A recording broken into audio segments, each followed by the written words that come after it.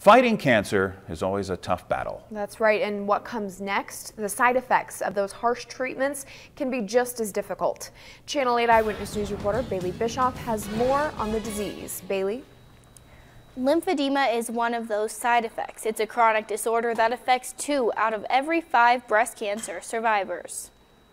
Crystal Walter beat breast cancer in October 2015, but it wasn't an easy battle. I had 13 rounds of chemo that year, and I also had a double mastectomy and a complete reconstruction and several lymph nodes on the left side removed. And her fight for good health wasn't over.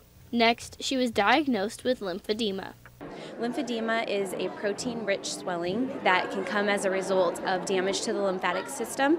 It's very common with cancer treatment. More than 5 million Americans suffer from lymphedema. It can cause extreme swelling, rendering people unable to use their limbs. And one of the easiest ways to treat it, compression therapy, isn't covered by Medicare. So compression allows us to manage the condition, and if we have uncontrolled lymphedema, the biggest risk is an infection called cellulitis, which we now know can actually kill people. That's why March 6th was proclaimed Lyphedema Awareness Day.